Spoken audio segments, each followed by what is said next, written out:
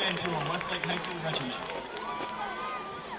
Now please welcome our captains, Cameron Trimble, Zach Warnes, Connor Matro, and Rob Baldwin.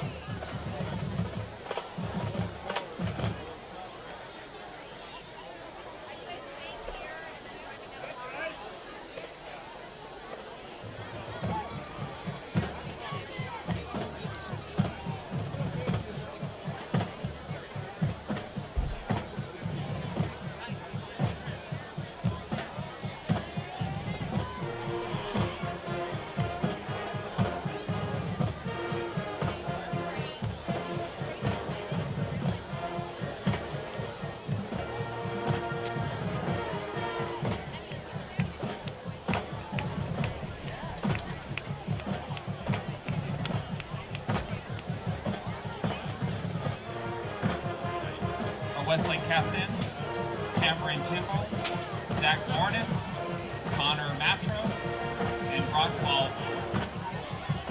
For the Lancers, their captains are Aaron Morris, Louis Zeal, Tucker Robertson, and Stefano Hayden. Our referees for the night, David Weinstein, Lance Steeman, Kevin Mackenberg, Jason Nonwuku, Jason Moore,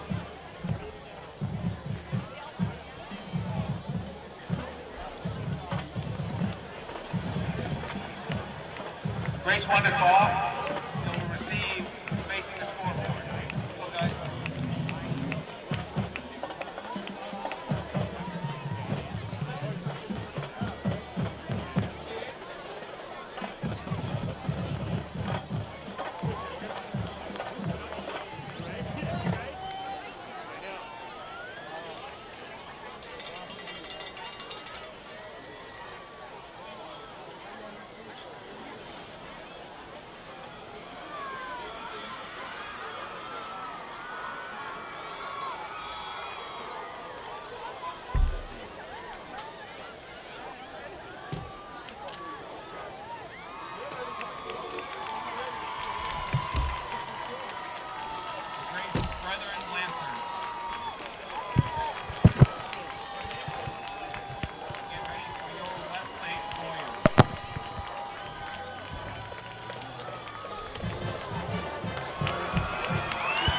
Westlake Warriors.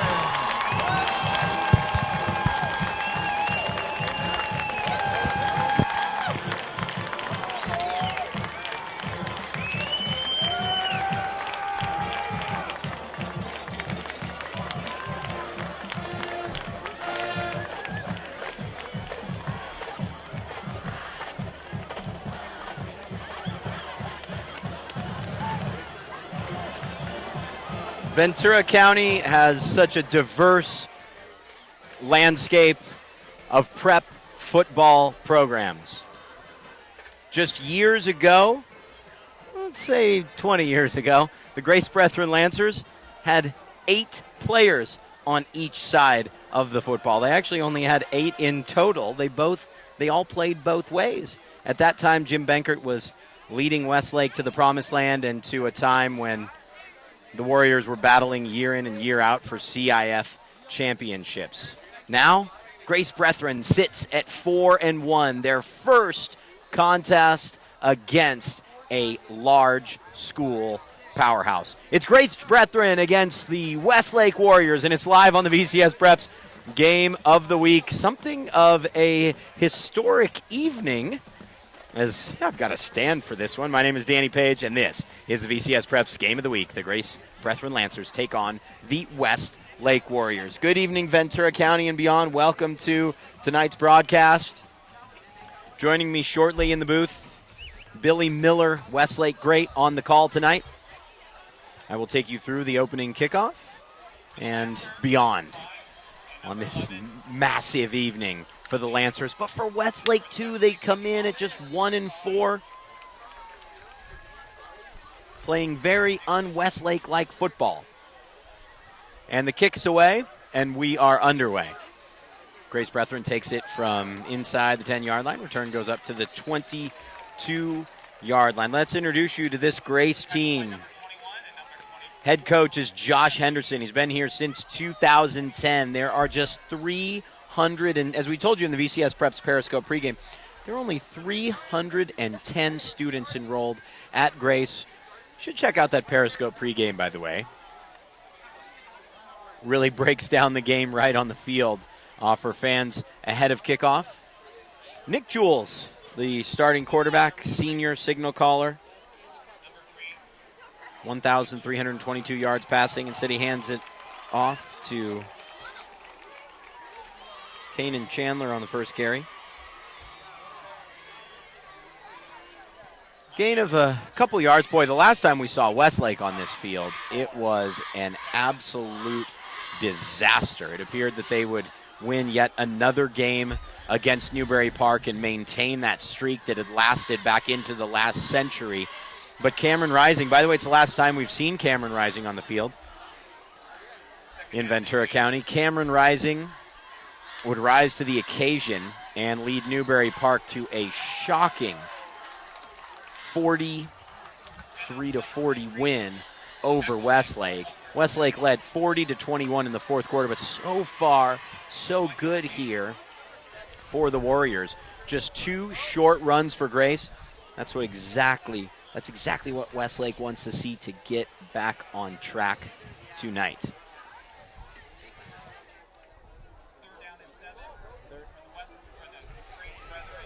Third down and 7. Jules, the 5'10 quarterback, wants to test this Westlake D.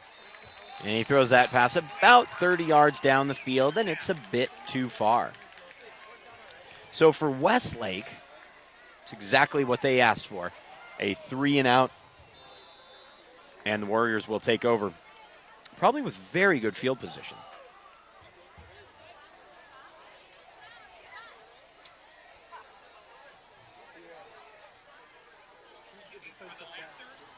Nolan Brooks is back to potentially return the kick.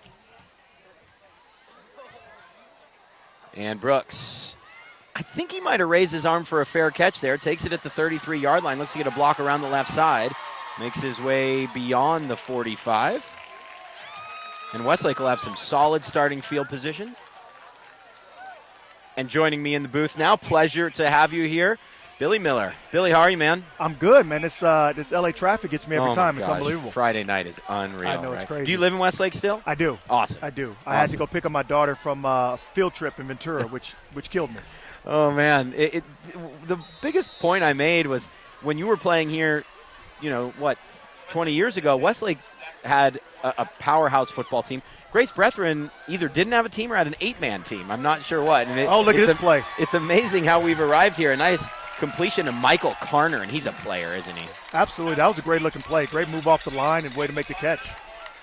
But still, Grace Brethren wasn't even on your radar 20 years ago. I don't even think I heard of Grace Brethren until about 5 years ago. No, and now they've burst onto the scene, and for a small school with 310 students, this is a really interesting matchup tonight along those lines. It is, and they have very cool uniforms. Gosh, they do, don't they? The Georgia Bulldog, black and red with the Georgia logo. Just quick throw, Dax Blindekarner, and that's a decent gain. They're inside the 30-yard line. Absolutely. I think, like you were saying, I think back then and when I was playing in high school, it was just a different ball game. There was, the obvious characters were ball players, and then after that, we didn't know anything much outside of Ventura County till you got down to the Orange County side of things, so it was a little bit different. There were things called neighborhood schools that people went to then. What a thought. The private schools have now changed the game. Either way, there are so many compelling stories here locally. Here's the sophomore Heller. Gets around the right side, and Heller dives forward. Have you seen the Warriors yet this year as he picks up a few yards? I have sparingly, but I've coached some of these kids in youth sports like Heller. Got it. Like Heller is just a player, man. He's been the same height since I can ever remember. But the kid is a player. He can run. He blocks. He does everything you ask him to do. He is a phenomenal player. So we went from being the tall kid on the field to okay. But when I didn't say it. I did. We did the Westlake, and I'm allowed to because I'm closer to the ground too. We did the Westlake Newberry Park game as Heller burst inside the 20. Heller inside the 10. Heller tackled down at the 3-yard line. Boy, things could not have started better for Westlake, and this is basically just the reverse of, it's similar to the Newberry Park situation where the game started so well for the Warriors. But in that game, I was going to say Heller is one of the players that incredibly surprised me pleasantly. He's a talented young man. Well, he has a football IQ, which I talk about a lot now. Guys don't have football IQ. They kind of know their position. But Heller's a kid that understands football, and that goes a long way. Well, as a sophomore, you don't necessarily see someone make plays. He made plays in all 3 phases of the game against Newberry. Here's a give to Heller, cuts it back to the right, and he doesn't have the strength yet to be able to break tackles. He's just a 15-year-old sophomore. Yeah, but I think with him though, he turns that speed into power, which always helps. The faster you can run, the more power you're generating. And one of the storylines we're going to talk about throughout the night tonight are some of these young players on this Westlake team. Carson Cool, obviously, the tight end Seth Figgins. I coach Carson Cool as well. Very close with the family, great kid. Heller just churning his legs, but he's short again, and that brings up 3rd and goal for the Westlake Warriors. Cool wearing number 19 tonight, we've been told, here on homecoming. How many sophomores do they have? Oh, boy, we'll run through the roster when we get a little bit of a break here, but it is just, I would say there are a dozen freshmen and sophomores. Wow. Yeah, it's a young team for Tony. Yes. And that pass is it a pick? Nearly intercepted in the end zone. It's a pleasure to have you joining us also on Twitter, the VCSPrep's Periscope pregame. If you want to see this broadcast in its entirety, flip over to VCStar.com. That's on VCStar.com. This, of course, the game of the week, brought to you by the Ventura County Star. So this is homecoming for Westlake. It is. I hope you're ready for a long halftime, man. They picked a challenging opponent for home. Normally it was like we picked like Channel Islands when I was in high school so we could beat them by 50. Yeah, but is there anything but a challenging opponent on this schedule for the Warriors? Listen, Westlake comes in at 1-4. Coach Henney is a coach who's very close to this broadcast. We've enjoyed covering him with Nordhoff over the years. Absolutely. You start with Oxnard. A close win over a tough Oxnard team. The Pacific View League's pretty balanced this year. Then you go to Aledo. We're not going to talk about it. Then you play Newberry Park. Let's not talk about it. Then, you look to bounce back and have a decent game against Santa Margarita, and they're just off the charts right now. Yeah. And then a tough loss to Moore Park last week, which was 2 very evenly matched teams, just like against Newberry. So there's no breaks in the schedule. No. Next up is Calabasas, St. Bonaventure, Camarillo, Oaks Christian. Okay, well, it could get interesting quick. Let's put it this way. There is no homecoming game. No, there really isn't. And even, Dax throws, and that's complete, but it looks like Grace has stopped him short. What a stand for the Lancers. Great stop. Huge with 7:23 to go in the first quarter. So Westlake. He's 6 inches short. He's right there. Wow. A typical 3 and out for Westlake's D, and then the Warriors drive all the way downfield, and they're stopped at about half a foot outside of the goal line. What a play defensively. Wow. Well, I was saying, too, even the Calabasas now of the world who were I mean, I think they were playing 8-man football when I was playing. I mean, they're incredible now. I mean, they're sending guys Division I all over the place. I mean, it's incredible. And Camarillo's a Marmani League team. They went 15-1 last year. Did they really? Yeah, they won. They went 14-0, winning the Northern Division Championship game. They won their playoff game to get to the state title game in Sacramento. Wow. And ended up going 15-1. They did that a couple years ago too, right? They hadn't made it that far. Okay. I think they made a couple semifinal runs in there, but this was a special Camarillo team. The quarterback Jay Constantine is now at Boise State. Boise State this season. So Blue Field. oh man, never been to a game up there. Maybe one day. It's a direct snap to Noah Bean.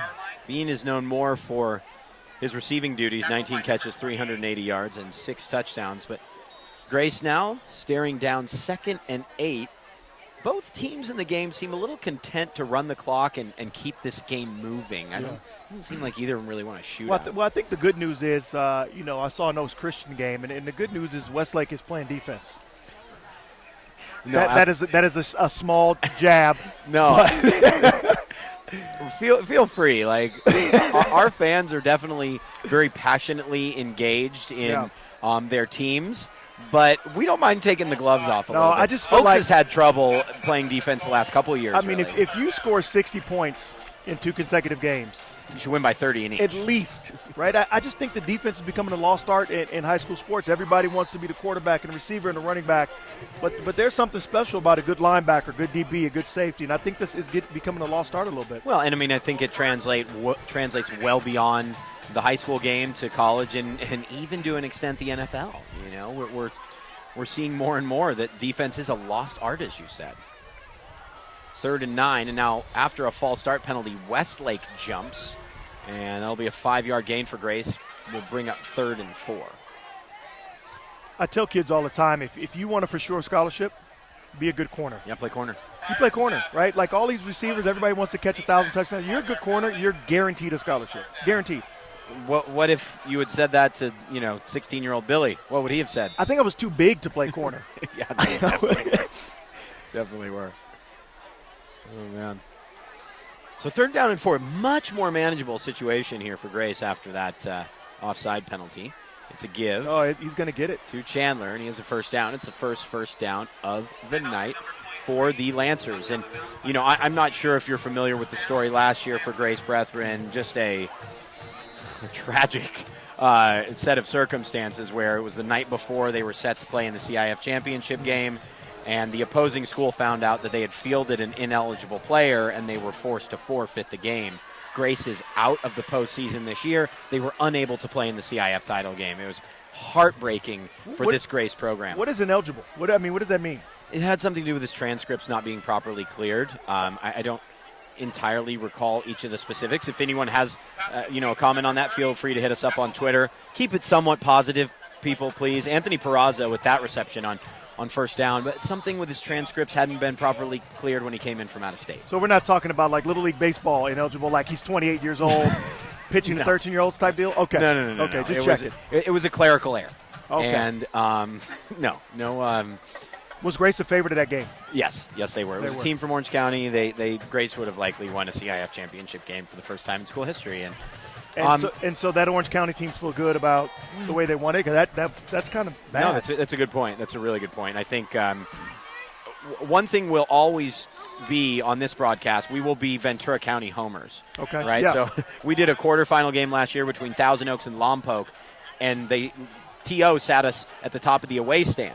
And there were tons of complaints about us because we were favoring TO. Yeah. It's a Ventura County broadcast. Yeah, I mean, you got to get used to it. What do you expect us to do? You got to get used to it. Deal with it. But I'm with you. But no, from a looking through Ventura County, Ventura County set of eyes, it was really unfortunate to see that happen to the Lancers.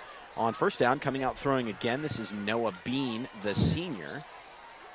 And Grace just trying to move methodically downfield. Remember this drive, they've already gained 31 yards on the drive. It started inside their own 1.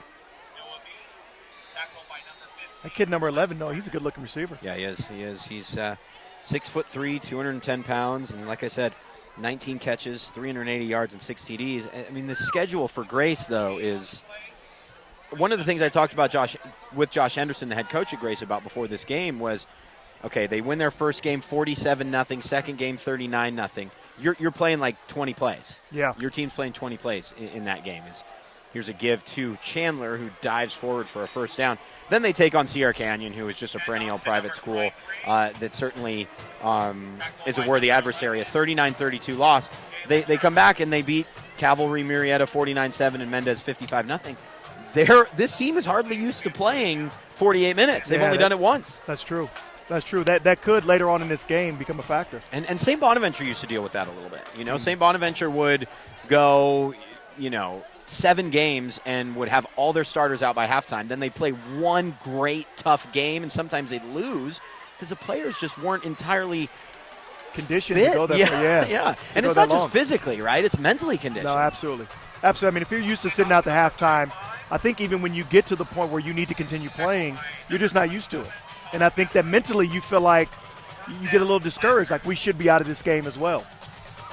Well, and now, of course, in games like that, the clock runs in the fourth quarter. If it's a 35-point advantage for one team at any point in the fourth quarter, the clock doesn't stop. So those games end very early. That takes away a lot of stats for some players. I used to be like stat time when I was in high school. It was prime time. I was begging Coach Benker to leave me in so I can get some more catches. Oh, man. When was the last time you talked to Coach Benker? So my son goes to Oaks. Oh, great. He's 13, goes to middle school. Does he play football? He does, and I coach the middle school there. So I'm sure I'm going to hear about that pretty soon. You definitely are. But so I speak to Coach Benker quite often. He's a great guy.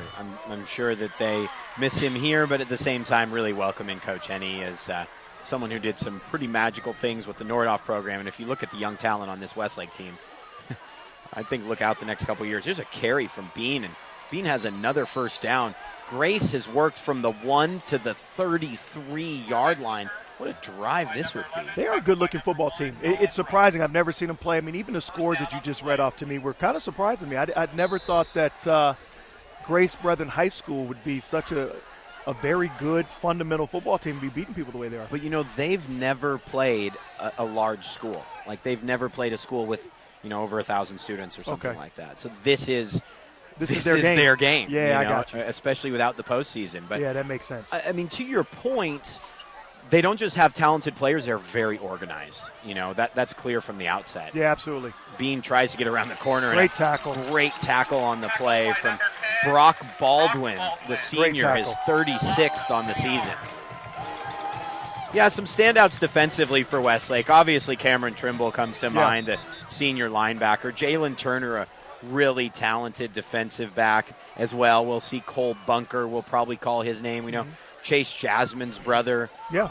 Cameron Jasmine, the sophomore, is a linebacker as well, and another one of those up-and-coming sophomores. Bean actually is hobbled as he leaves the field. That would be a big loss for Grace. We hope he'll get back in the game. Yeah, I hope he comes back. He's a great-looking player.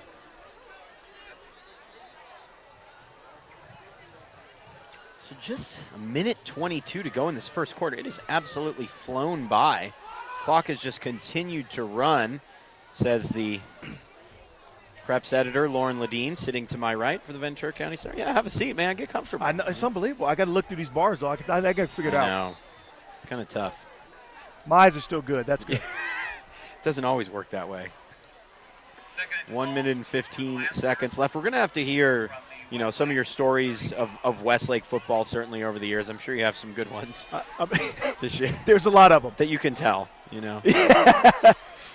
Jules carries it this time on his own, and after that 2-yard loss, he picks up 3, brings up a 3rd down and 9.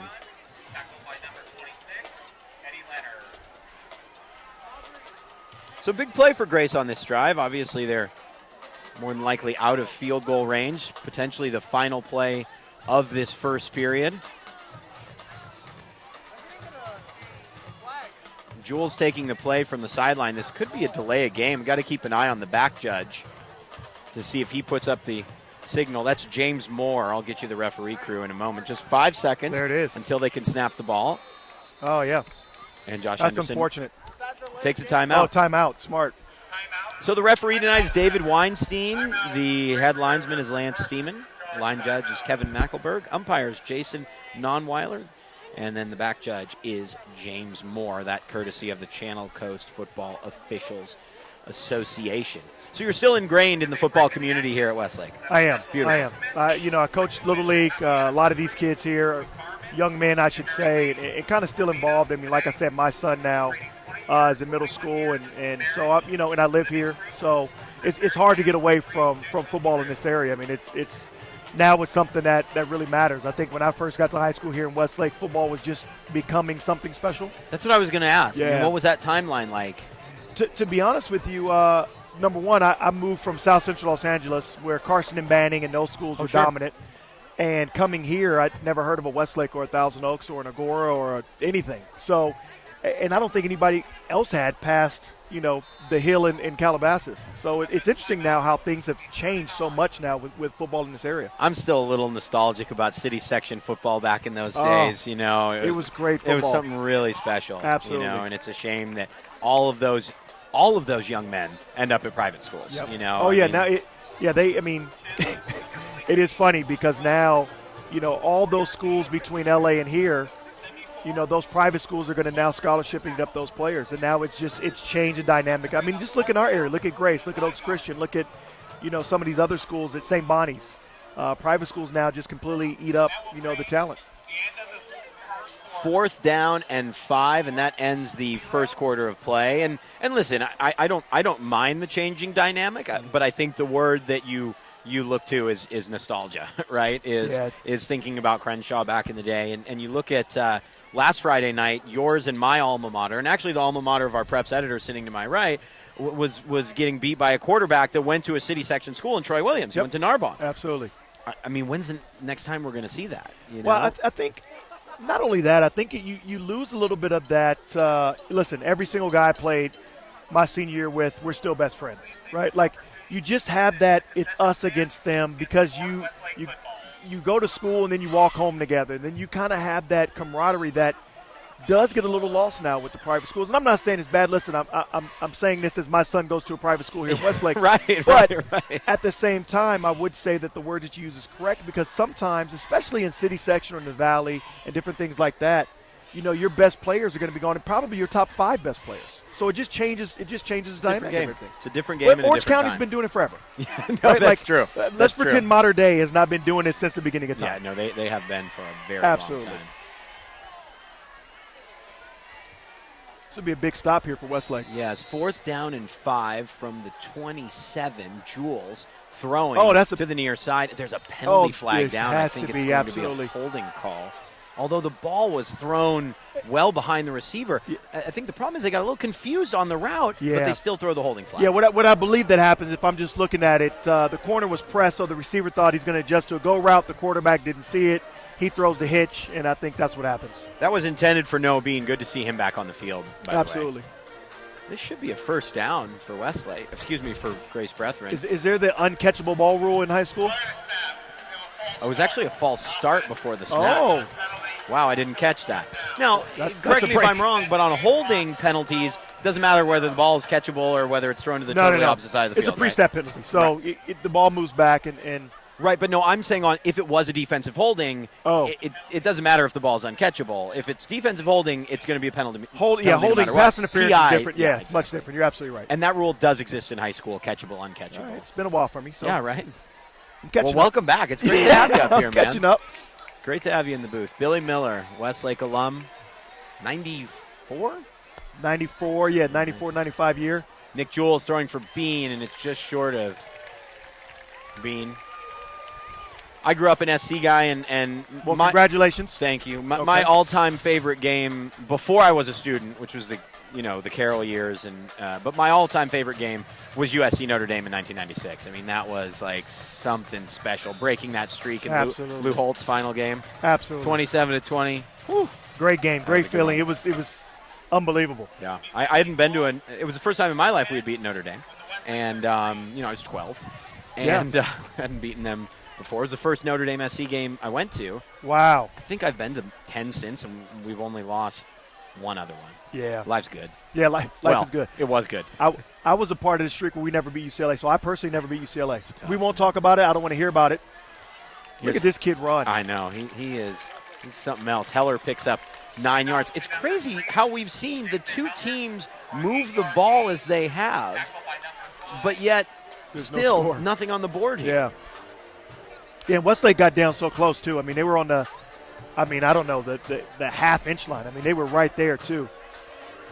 And I guess that's what's been missing so much this season when you talk about Newbury Park. They were up 40-21 with 9 minutes left in the game. They lose 43-40 to the Oklahoma-bound Cameron Rising. Yeah. And then last week they're up 30-21 late and lose 35-31 and penalty flag down. It's that killer instinct that's missing a little bit. You know, it's that killer instinct, I think. Yeah. I could go on for a whole deal with that. I think that's How do you coach that? you know what? I think it's hard. I think it can be problematic in itself with, and this is totally my opinion. Yeah, please. Right? But I think it can be problematic in our area, right? Like you're comfortable, so you don't grow up with that die hard. I'm going to do whatever it takes to succeed at this because most of these kids are living pretty deep. Look at this kid go. Look at Heller. Heller crosses midfield. Oh! One man to beat, and he's just tripped up. A great tackle at the 40-yard line. Heller Great just run. hauled down. Gets to the 37, we'll call it. I think the play of the night so far was that tackle from Hector Maradiaga to prevent a touchdown. That was a great run. But Heller down to the 37. As I was saying, I think that killer instinct can be difficult. I think that in a beautiful, wonderful city like Westlake Village, and most when these kids are growing up, they're told not to be bullies, and not that that's not the correct thing to say, but we're almost told, this could go. Gets it out to Heller. Heller's down to the 24. You probably wonder why Heller is seeing the ball so much, and no, it's not because you were his coach. I think so. Nathan Brooks, the tailback who came in with 81 carries, 393 yards, and 4 touchdowns. Brooks is sick tonight, and he's missing the game. He's Heller's not even taking full advantage of it. Yeah, he's not even in the stadium. He's at home, probably Wow. watching. Heller's doing a fantastic job. There he is. I haven't seen Heller in a year, so it's awesome to come out here and watch him play. I mean, he's doing a fantastic job. A little spark plug. They'll Great fake play that action. give and then throw it to Grant Barclay, the senior wide receiver. That's his 17th catch on the year, and he's now past 300 yards on the season. No, from a socioeconomic standpoint, I guess it makes sense. Yeah. We are challenged most as humans when the chips are stacked against us. Yeah, that's actually and that killer instinct is something that you have to really ingrain in a football team. But I think this Westlake team might have it now, after what they've gone through the last couple weeks. Yeah. And I think it's just a mentality. I think a coach can bring it. I think a coach can deliver that type of attitude to young men, that they can kind of have that killer instinct, that instinct of being up, 40 to whatever, and go, listen, we got to get to 60. Yeah. Kind of that college mentality. That if you're going for the rankings and you got to beat a team by 70 just to stay number one in the country. I mean, that's the type of attitude that you almost need to have. It's 3rd down and 3. Westlake could attempt a field goal. That's a they touchdown. will not need it.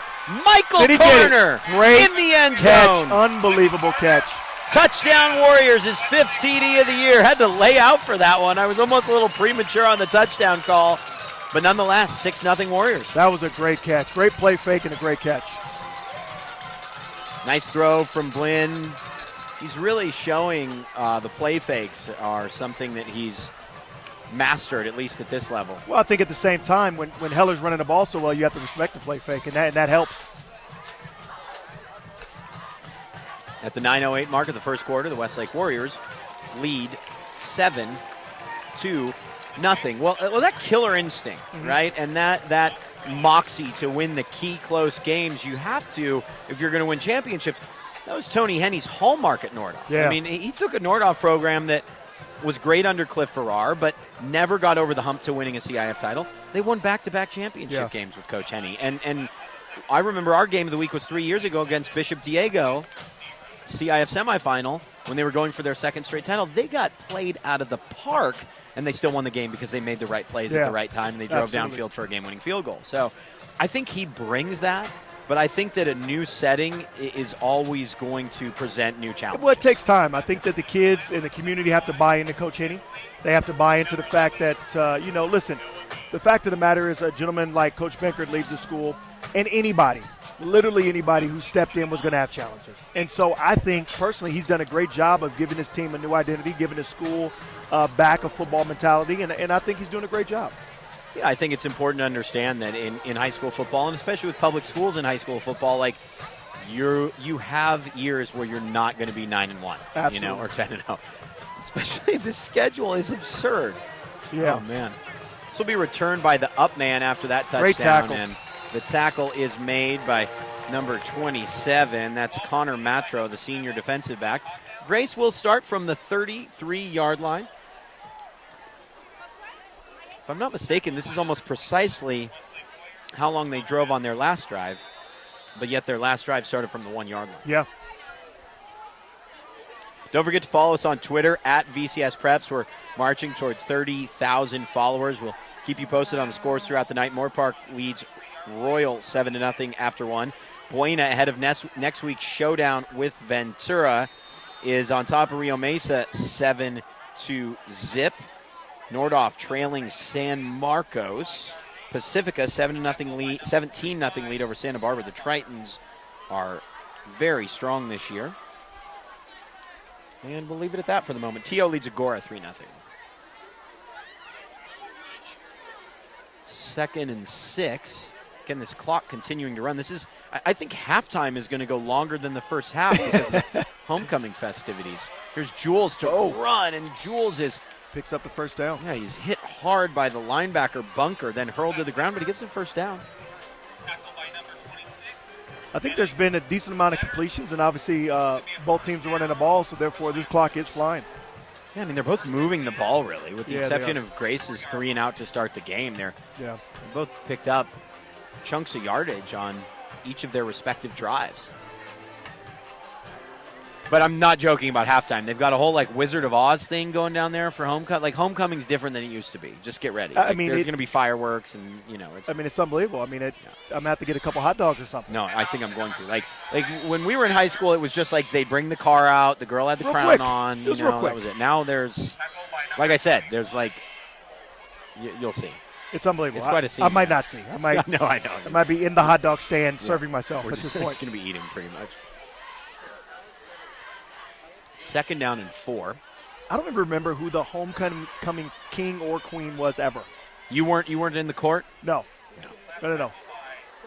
I always feel bad when they do the homecoming court and one of them's a football player and the other's a girl in a nice dress. Football player's all sweaty, smells, you know, and they have to like pose for a photo together. It's like, that's not a good photo. But she knew what she was getting into. Yeah, well, no, because the students select them. They don't like. It's not like a joint ticket. I really think everybody kind of knows early on kind of where it's There's at. some collusion. Maybe not the girls, but I think the guys. Right. For guys, there's always only like 2 guys that are really in the running. The other guys great are just, homecoming picture, and there's just a sweaty dude in it, you know? Yeah, I guess. I'm going to be more on the sweaty guy side because I was, the sweaty guy. Well, this week was. I mean, geez, it was over 100 record temperatures. It's so nice that it's cooled down for the games on Friday night. Play fake for Jules. Jules looking to stretch the field, and who's there to knock it away? I believe it's Cameron Trimble. Who else? Just a standout linebacker who's getting so many looks from schools around the country. He'll have plenty of opportunities. I think that's another thing. When I got to Westlake, not many people were coming out of this area getting Division I scholarships. I mean, it was rare. I mean, I think baseball was kind of heading up everything for Westlake during that period of time, but football just – and I mean kind of anywhere, right? Like not any school is really giving up big Division I scholarships. Now you got schools like Calabasas who has like 8 or something crazy, which is still unbelievable to me. But it's absurd. Yeah. But every year now the community puts out, 20 or so athletes that go Division I, which is a huge deal. Well, I mean, that's something else that you were involved in for a time here was training local athletes too, and I think that that's a mindset that's developed in this area is not only will we produce good athletes, but we'll train them to an exceptional tune, I would say. Absolutely, and I think that now sports has changed so much since I was younger. You were younger. That now, athletes are doing year-round sports, 7-on-7 now. I mean, you can go from off the football field and your season's over to doing 7-on-7 for the rest of the year. And there was no such thing. I mean, we did 7-on-7 as a school and kind of in the summertime and went to the Heart Tournament and a couple other things, and that was it. But now, I mean, you really can have year-round football, which is it's just so different now in training. I mean, we went and ran hills or something. I mean, there was no, hey, let's go to the weight room and let's do this or it's just completely different now. I Yeah, think, with the association rule, you're only off for a month out of 12. yeah, Yeah. I got a follow-up question on that. But Grace, will they punt or they're going for it? They are going for it. They've picked up the first down and more. Down to the 32-yard line, Noah Bean. Grace had come out, it looked like to punt, then they called timeout. They give it to Bean. Why not? This kid Noah Bean's all over the place. He's a very good football player. He's got the size to back it up, too. Yeah. He just looks good in the uniform, which counts for about 80% to me. As long as you look good in the uniform, you're doing all right for yourself. And did you? Did you look good in the uniform? Always. I mean, I had more armbands and gloves and strings and towels. I mean, I thought I was Deion Sanders. Noah Beans gets it again. Noah Bean. Upended, but he's down to the 24-yard line. I think when he takes those snaps from the quarterback position, if you will, he's just such a long strider that he gets through the line, and next thing you know, it's 6-7 yards later, he has a solid gain. And I think he's hitting the hole so fast that he's the linebackers are having a hard time adjusting, reading it as fast as hitting them. Somehow in this game, the score is still just 7-0 with all the yardage we've seen. This is a really important drive for Grace, though, to put some points on the board and really stake their claim in this contest. Westlake will receive the second half kickoff. Throwing to Bean in the end zone. Bean goes up, and a great defensive play. It looks like it was Michael Carner. I literally was just going to say that they are one-on-one on the island out there. No safety rollover, no help. I actually like it. Challenge the corner. Challenge the receiver, somebody go make a play. That was fantastic. And Carner is a wide receiver first and a DB second, at least, as we know him throughout the county. And that was a really strong play Great defensively, especially to hang with Bean. Absolutely. Going up high to deflect the ball. Officials timeout just beyond the halfway mark of this second quarter. Grace has a lot of third and shorts. Yeah, they do. It's because of positive yardage on first down. Yeah. There's Chandler, and Chandler picks up the first down, and he scoots ahead to the 19-yard line. I mean, really the only time Grace hasn't picked up a first down, I can think of two occasions. One was the first 3 and out. It's because they got nothing on first down. The other is when Bean was injured away to our right over here, and he lost 2 yards. Yeah. Because Grace is picking up positive yardage on first down, I know that's kind of a duh piece of analysis. But that's what's, defining the game for them at this Absolutely. stage. And getting good chunks, getting over 5 yards. Motion man will set up and block for Chandler. That's not going anywhere. It's also surprising to see Grace run a non-typical now offense, right? Like everything's spread out, everything's 3 wide receivers. I mean, they're packing inside and they're just pounding the ball. Yeah, and that's a hallmark Josh Henderson brought with him in 2010 to Grace Brethren. And, I mean, still, as they've grown and become this outstanding football team, I think they are very true to their roots. They're very true to being a sound, organized, running-focused team. Well, and to have a receiver like Bean out there, it's testament. They're doing a great job. And they'll throw to Bean. Bean makes the grab, and still on his feet. He fumbled the football out of bounds down to the 14-yard line. Yeah, when you have that one really outstanding wide receiver, you think of Paul Johnson's system at Georgia Tech with Calvin Johnson. You think about that string. That's a heck of a comparison you just did right there. You think about that string of insane wide receivers that would be the only one with a catch. That would come out of that Georgia Tech program. I mean, I would throw it to him every time too, though. Sad to see that guy go. It's unbelievable. I just was in a charity event, played golf with him before the season started. He's probably not sad. You know what? Here's a nice carry from the fullback and into the end zone. Tyrese Galar, his 8th touchdown of the year. He came in with 24 carries for 259 yards. That's his first one of the night. And it's 7-6. These kids' touchdown output is unbelievable. You're just throwing them off like this kid has 8, this kid has 9, this kid has 12. I mean, it's unbelievable. Well, again, let's take away the Sierra Canyon game, and they've outscored their opponents. How good is my math? I'm going to watch this. 182 to 7. You did that pretty fast on the press. No, thanks. I'm not gonna lie to you. It's probably I would have wrong. just said a lot too little. It's probably wrong. Yeah. But I like it. but It we're was just a gonna- number you threw we're out gonna check there. it out. And just be confident with the number and roll with it. They do like the fact checking in the debates. Like I'm doing some fact checking on my Don't even own do it. Just roll with arithmetic. it because let's just pretend that you absolutely got that right. I'm a bit of a perfectionist. All right, but you- still, no less. But for Grace Brethren, okay, PAT is no good, by the way, and it's 7-6. This is the point in the game normally where their game's done. Yeah. They're up by 5 touchdowns. They're packing it in. Yeah. So it'll be interesting to see how they adjust mentally, really, playing in a slugfest. Like Well, it's this. also interesting that you told me that they haven't played a big school before. It's kind of like you remember when Oaks Christian first kind of came in town and they were beating everybody by 150 points, but they were also not playing anybody, right? They were taking nothing away from Jimmy Clausen and those guys, but the fact of the matter, they were Division 10 and they weren't playing anybody. But, man, seemingly like tonight when they stepped up to the big leagues, they could hold their own. Never forget that game. Yeah. Probably about 7 years ago between Westlake and Oaks Christian. Richie Harrington, I think, led Oaks Christian to the CIF championship. Tackle by number 7 for the Lancers. I've Not been too to far a from couple here. of those games. They are always exciting games. The crowds are really into it. Fun times. Yeah, and I think no matter where you go in this region, and more sub-region, as I point to Ventura County alone, every neighborhood has that game. Yep. You know, every year we do Santa Paula Fillmore, and that is, Yeah. oh my gosh, it's one of the most special football games you've ever seen. Wow. And, they've played, 106 times now?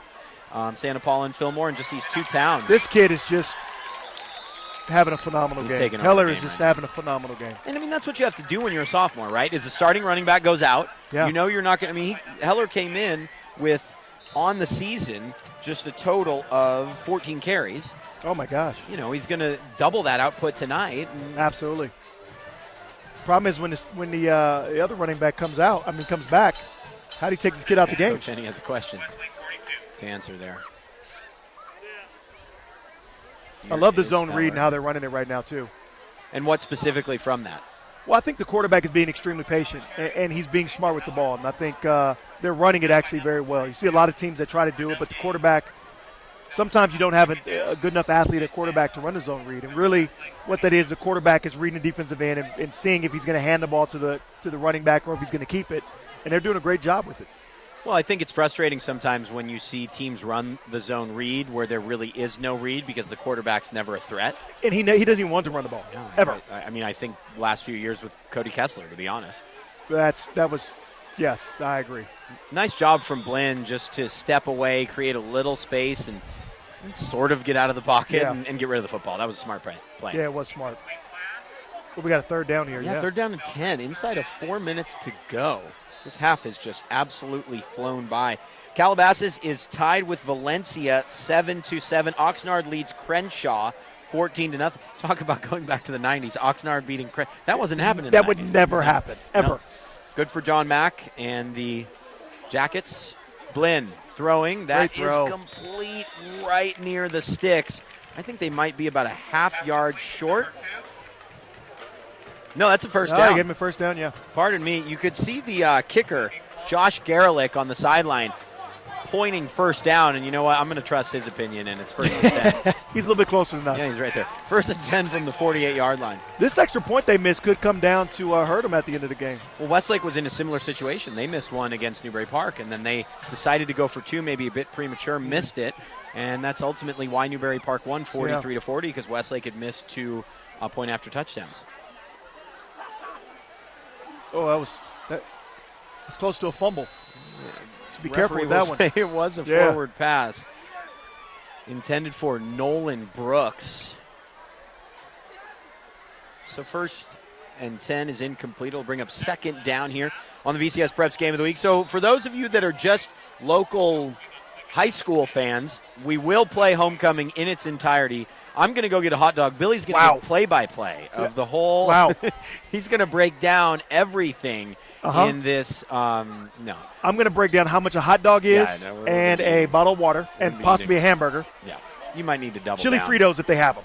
Ooh. I'm just going crazy This right is now. this is Westlake, man. They don't do that. There's like sushi and like a chicken salad and all that. Well, not only that, I'm looking over in a corner of the end zone, and there's 4 BMWs, convertible BMWs, Yeah. only in Westlake. Yeah. Only in Westlake. The convertibles are down there. Yeah, I mean, just in case you want to be homecoming queen and ride in a $80,000 car, you come to Westlake. We've got about 70 cheerleaders, too, mind you. Okay? There's no doubt. It's like a small army. It's unbelievable. And then whatever ASB is doing down here, or ASG, Associated Student Government, is doing with the Scarecrow and the Cowardly Lion, it remains to be seen. Here's a quick throw. It looked like it was actually intended for Carner, but Barkley jumped underneath and caught it. Either way, it's a 10-yard gain and a first down. So something we point to in these games constantly, because of the way offenses can move the football, is who gets the ball in the second half. Yeah. And this is one thing we talked about so much in that Westlake Newberry Park game is, could Westlake score a late touchdown, get the ball back, score a touchdown, and they did. Now they end up losing the game. But no less, I think the Warriors are in a good position here to use as much of the clock as possible. Yeah. Get a 14-6 lead, get the ball back, and maybe extend their lead to 2 scores at the start of the half. I also think the way Grace kind of runs their offense, if I was Westlake, I would just try to score, right? Force them to kind of do something maybe they don't do, spread it out, bring in a couple receivers. For Westlake at this point, I'm not worried about time management. I just need to get the ball in the end zone. It's a great point. But they are taking their sweet time a little bit. They are. They're not in any sort of hurry up offense. No, they're not. Glenn throws complete. Carner, and he's going to be a yard short. Goes out of bounds with 2:07 left. One question I want to ask, and one thing you brought up in terms of playing football 11 months year-round, you said you were a Little League coach. Uh-huh. How many of those guys also play football, or are you finding more and more that young athletes are very specialized, that they're kind of making their call and sticking with it? You know what? My personal opinion every time is to have your child play different sports. I firmly believe that having your child play football makes them a better basketball player, baseball player. It naturally creates this aggression. Look at the best player in the world right now, LeBron James. Right. He plays like a football player, right? If you look at the type of or the most dominant ever, Shaq. I know he's bigger than everybody on the planet, but I think that football can help you with other sports as well as I think basketball, the different movements, jumping, the way you cut and move can help you on the football field. So I firmly believe that kids should – I don't believe that they should stick to one sport. I think that they can burn out, can be detrimental. It can – I just don't know if high school kids have the attention span to play anything for a year straight. I don't know if I have the attention span to play something for a year straight. Here's Heller after that penalty on first down, and Heller somehow squirts through the line, but he fumbles the ball. Grace says they pick it up. They have it. And they have it. What a turnover late in this first half. Heller with a tremendous performance thus far, but he just can't hold the football. And it was a great run. It was a great run, and just at the very end, somebody stuck their hand in there and ripped it out. And that's one thing, too, when you're a little guy, and a young guy, I should say, more in a more meaningful manner, you got to know when to go down, right? You got to know when to call it quits. Yeah. And that is a huge turnover for the Lancers. Westlake with 2 timeouts left, Grace with only 1. Grace probably content to pick up a first down and see out this half. Here's Chandler, though. Get him down. Chandler's still going. And he's picked up a first down. I think funny you say that. I remember my rookie year when I got to the NFL and I played for the Denver Broncos. I had a play that I was just trying to squirm out of and get more extra yards. And Shannon Sharp came up to me and said, listen, you have to know when the journey's over. that's a great way of putting it. It really just stuck with me. Like, I really understood immediately what he meant. And, it kind of changed the way I played. Like, hey, you know what? If there's 2 guys on your back, only something bad can happen. Gotta know when the journey's over. And an interception. Intercepted. Cole Bunker. Picked off at the 27-yard line. That's kind of exactly what I was saying. I don't know if Grace they've practiced that much trips or that much spread offense. It just becomes it's a little bit different for them. Hindsight's always going to be 20/20, but taking your team 94 yards in less than 2 minutes is always going to be hard. Absolutely. You picked up that first down. Maybe just see it out at 7-6. And again, hindsight's 20/20. Yeah, right? absolutely. It's really easy to criticize calls from up here. And it's hard as a coach, too, to say, hey, we're just going to sit on it, too, right? You want to score. You want to see what you got. You want to test the defense. I just think right at this yard line, it was a tough call. Yeah, I agree. 1:27 to go here in the opening half. Looking at some other scores. Buena leading 14-3 as they get set for their showdown next week on the VCSPrep's Game of the Week. Ventura versus Buena. That is always a fun one. Moore Park leads Royal 17-0. Elsewhere, 24-0. Newberry Park in the lead. Crenshaw with a 76-yard touchdown run, and Oxnard's up 21-7. Still can't believe that one. Oh, man. Pacifica leading Santa Barbara 20-0. Oaks Christian 29-0 over University. After the timeout, All right. 10 for the First and Westlake 10 from the 27 for Dax Blinn. Now only one timeout for the Warriors. Okay. Blinn, Blinn is hit from behind. Is that a forward I pass or think is that was that a a forward fumble? pass. I think it was definitely Absolutely a forward pass. Yeah. It's going to be the head referee that's going to make the call, I think. He was closest. No one fumbles the ball 6 yards down the field either. Be tough. I'll say it was a fumble but that was recovered by Westlake. pass. Bring up 2nd and 10. Oh, for the oh no, Yeah, it is incomplete pass, called yeah. incomplete. I think that's the right call. Yeah, absolutely. Absolutely. I'd like to see Heller get the ball back here. Although on the incomplete pass, they are moving the clock. 13 seconds have elapsed. Now about 15 as they get set to snap the ball. Blinn looking to throw. It's complete to Carner. Nice great move to move. the outside, and Carner is tackled right at the sticks. Should be a first down. I completely agree with you, especially a young player. You have to reestablish confidence in him. Absolutely. You don't want him going into halftime knowing he's got to play another half and feel like he's done something terrible. I'd give him a shot. Throw him a swing pass or give him something, an opportunity to go ahead and kind of make up for that. Yeah, let him know, hey, it's no big deal. Absolutely. You know? Clock will start to run again. 50 seconds remaining in the half now. On There it first is. and 10. Oh, great catch. This Complete. Carner again. And Carner's Carner down to the 5. Carter's got some great hands. I mean, he's made some terrific catches this game. Tackled by number 5 and 6. Carner is a junior. Should be a first down. Will be part of a. Got a penalty flag Oh, now. yeah, we got a flag. This one's coming back. Flag on the field.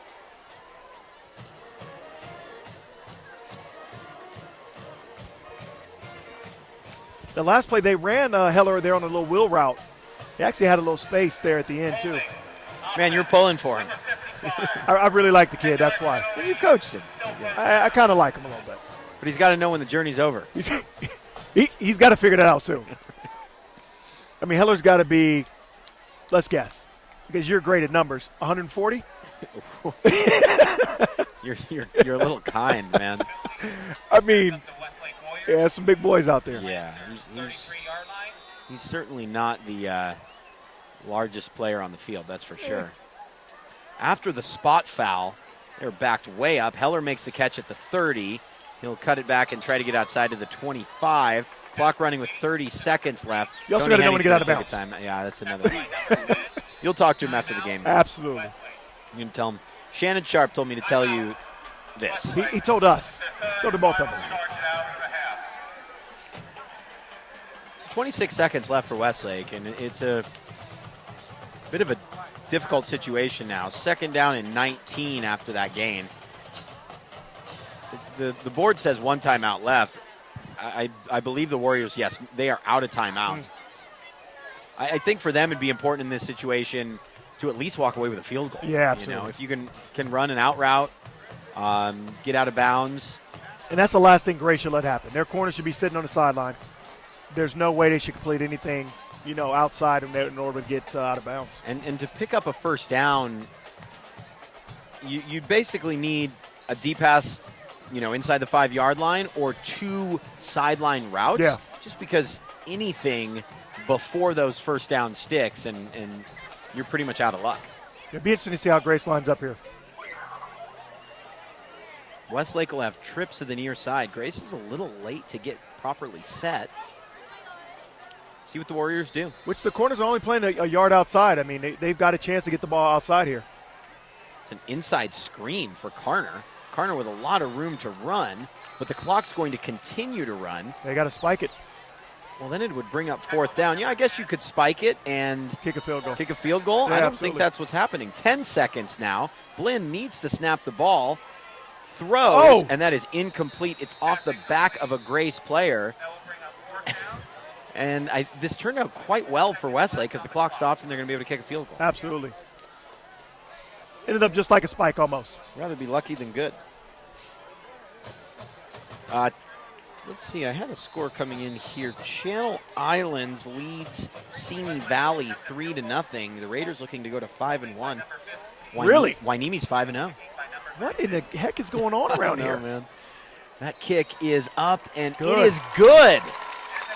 So Westlake will take a 10-6 lead into the break. They get some points out of it. And the Warriors head to this lengthy halftime break with a 10-6 advantage. Billy, really a first half that just flew by. It's unbelievable. I feel like I just got here. Game's almost over. Yeah, exactly. Well, trust me, there's a lot to come still in the second half, and we'll have it live for you on VCStar.com. The amount of stuff coming out here on this field right now for this halftime show is unbelievable. I told you. There's a scarecrow. There's the chimney. So we got the Wizard of Oz thing going. Yeah, obviously. Okay. Obviously. A huge. We got the Dorothy shoe. A huge red shoe. Okay. There's a yellow brick road. Okay. Stay tuned for this one, folks. The lights are probably going to go out here. And no, this is a production. So hang tight. We're going to get a hot dog. We'll see you for the start of the second half.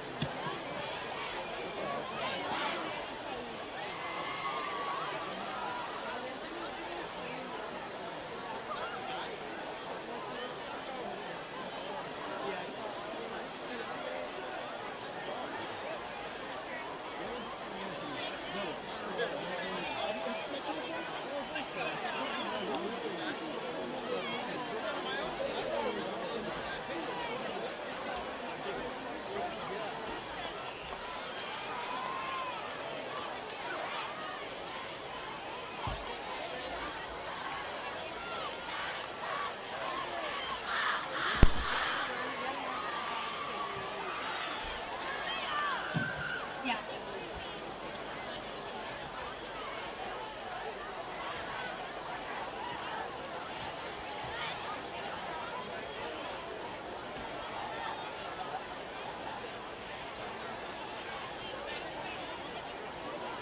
Hello, Westlake. Are you ready to witness the big show? I'm Julia Feinblum, and this is my co-host, Andrew LaRue. And we are so excited for the amazing events we will be experiencing this evening. We have performances featuring the wonderful Westlake cheer and dance teams, the crowning of the 2016 Homecoming King and Queen, and a special surprise for you lucky viewers at the closing of the show. First, we'll introduce the 9th, 10th, and 11th grade homecoming court nominees. Please welcome this year's 9th grade nominees representing the Scarecrow. First, we have Anna Lumley and Matthew Badigian. Next, we have Taylor Nietzsche, Annalise Xavier, and James Anders. Next, we have Taylor Nietzsche and Jeremy Dearling. And lastly, Avery Aronson being escorted by Matt Fairweather. So put your hands together for this year's freshman nominees. Next are the sophomore nominees finding their hearts in our Tin Men. So let's welcome Emerson Capture and Lance Meekow. Followed by Courtney Lamb and Tyler Chu. Next, we have Gabby Herrera and Kevin Blyer. And lastly, we have Sydney Lester and Bryce Howard. Congrats again to the sophomore nominees.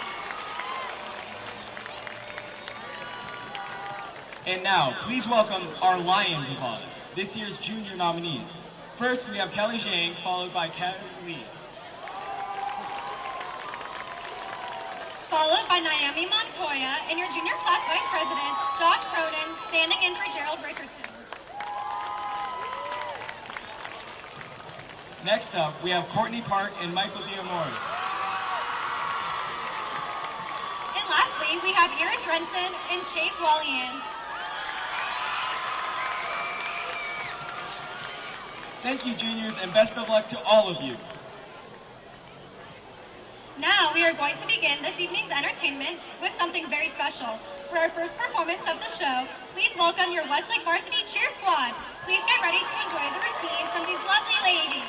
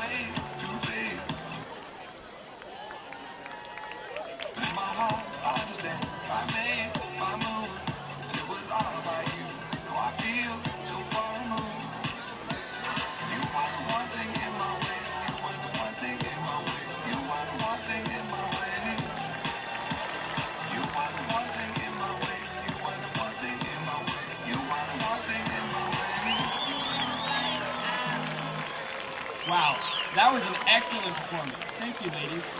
Next up, let's hear the applause for the talented Westlake High School dance team.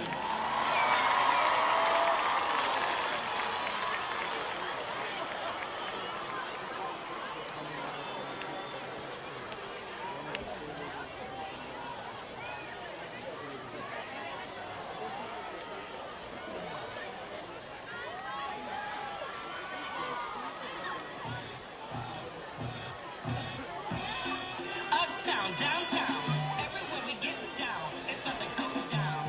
Are you ready? Are you mine? Get set. Let's go. It goes left foot, it goes right foot, it goes left foot, it goes right foot.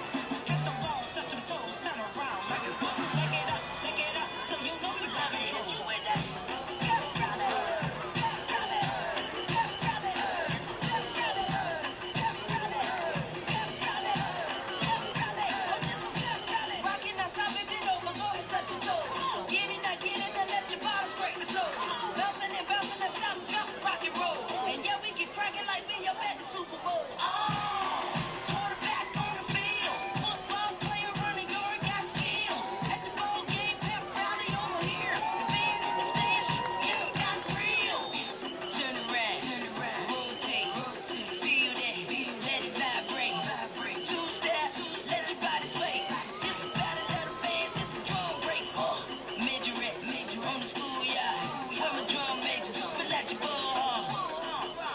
team be winning, get your score on.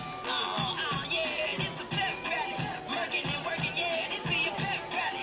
Kicking, we kicking, you better move, Ellie. I'm about to whip it out like potato salad. Yeah, to get your groove back. Yeah, you better do that.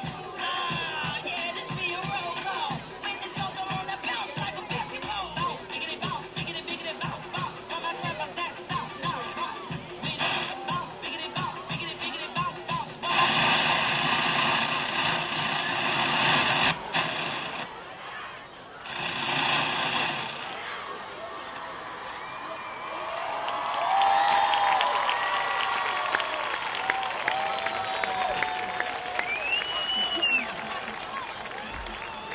Amazing job, ladies. You blew us away.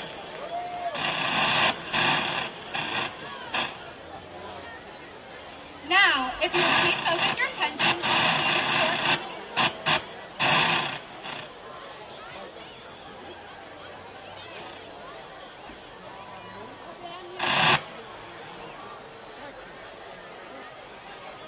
Jeff, please turn the referee mic off. We're trying.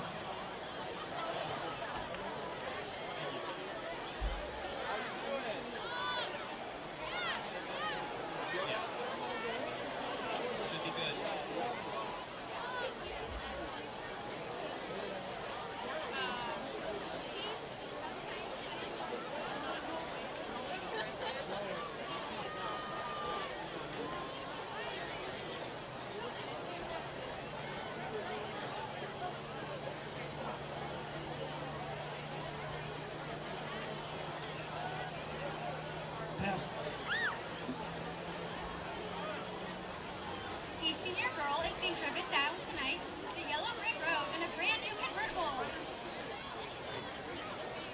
Look, here comes Catherine Young, who's escorted by Kevin McMichael. Catherine is a hostess at Giardino Restaurant and enjoys hiking as well as bowling. Her favorite food is sushi, and one thing that can always be found in her fridge is coffee. Catherine says that her most annoying habit is laughing at her own jokes, and an interesting fact about her is that she can lick her elbow. After graduation, Catherine plans to travel across Europe, then attend college. She is joined by Kevin McMichael. Kevin is a member of Westlake High School mock trial team and enjoys going to the gym with his friends. His favorite quote is, "Grammar's like lifting. I'm okay at both." Some things that can always be found in his fridge are protein shakes and quesadilla ingredients. When asked what 9 plus 10 is, Kevin says, it's a superset. After graduation, Kevin plans to go to college.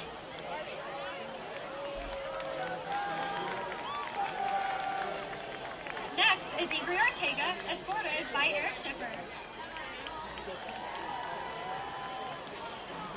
Ingrid's favorite food is pasta, and her spirit animal is a lion. Her favorite movie is The Sandlot, and some things that can always be found in her fridge are watermelon, cheese, and Coke. Ingrid says that her most annoying habit is biting her nails. After graduation, Ingrid plans on going to college and working. Joining her is Eric Schiffer. Eric enjoys camping, going to the beach to swim with his friends, and constantly worries about running out of trees. His favorite food is Mexican, and one of his favorite quotes is, "If you ain't got no sauce, then you're lost. But you can also get lost in the sauce." Gucci Mane. Eric plans on enlisting in the Navy after graduation. Coming up after them is Haley Lynn, escorted by T.N. Lee.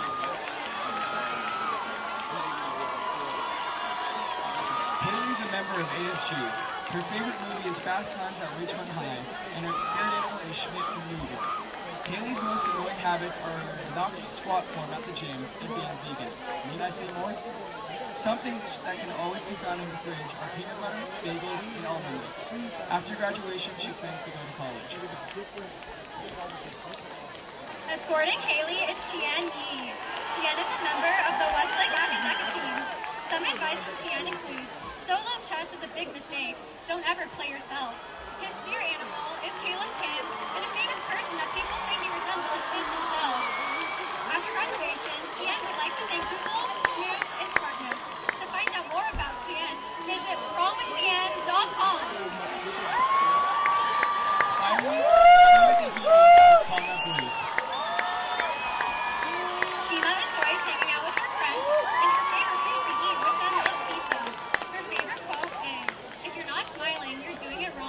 Shima's spirit animal is a dog, and her favorite movie is Nerve. She plans on going to college after graduation. Joining Shima is Conrad Lee.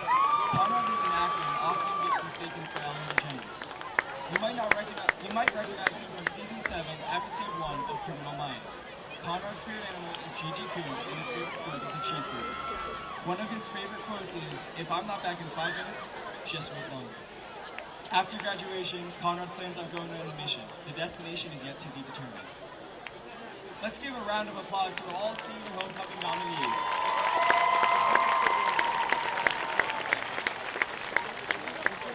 Before we announce the 2016 Homecoming King and Queen, we'd like to let everyone know that the princes and princesses of each grade will be revealed tomorrow night at 10 p.m. at the Homecoming Dance. We all hope you enjoy the fireworks and the rest of the football game. Good luck, Warriors, and we wish you're all having a great evening. And now, for the moment we have all been waiting for, the crowning of the Homecoming King and Queen. Please direct your attention to our Mr. and Mrs. Warrior, Mr. Scaff, and Ms. Tompkins, who will crown our winners.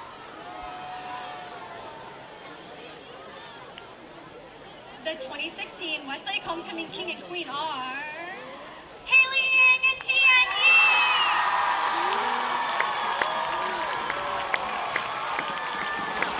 Congratulations.